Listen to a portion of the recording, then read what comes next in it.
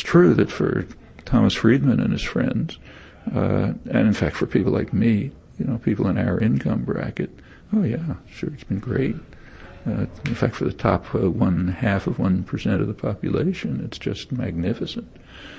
So call it a golden age if you like, but certainly not for the population.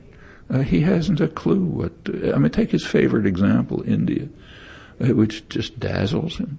Marvelous labs in Hyderabad. Yeah, it's true. I've been in the labs in Hyderabad.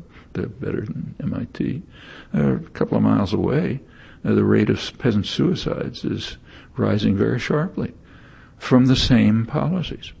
You turn government funding into support for software engineering and take it away from rural development, support for farmers, irrigation, rural credit, and so on, and you drive farmers to export production the way he thinks is wonderful, instead of producing food for the country themselves, produce, say, cotton, which requires high inputs, a lot of fertilizer, plenty of water, which is not available, and the prices fluctuate radically.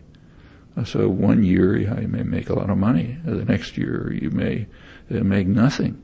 Well, if you're agribusiness, it doesn't matter that much. It kind of levels out, and you can have other things.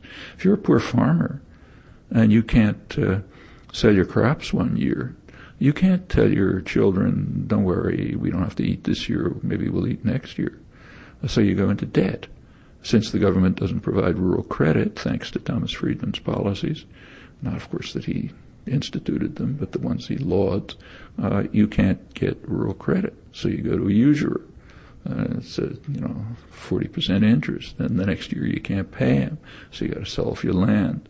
And pretty soon your children are starving. And pretty soon you can do nothing, so you commit suicide.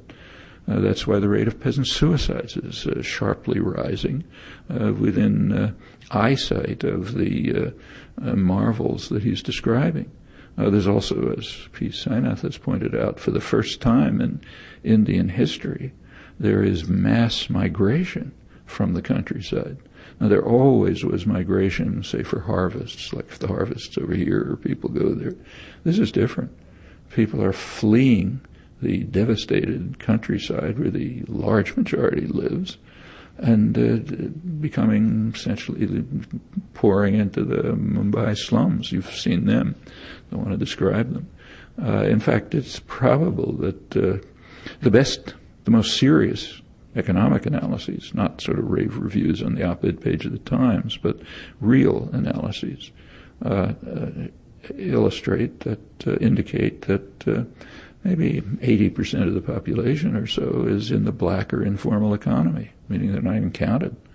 It's not part of the country, and it goes on like that. States like Uttar Pradesh, which has about the same population as Pakistan, the conditions there, say, for women, are probably worse than under the Taliban. And go around India, yeah, that's what you find. So sure, there's improvement. There's growth, which is good. You'd like to have growth. They're improving roads, which is fine. They have a big software program. They do have great labs. Science is a different story. It's mostly engineering and commodity production. But for most of the population, it's hardly heaven, very far from it. And India is one of the better stories because they didn't observe the neoliberal rules. They maintained control over capital flow, over finance, and violated IMF rules in many ways.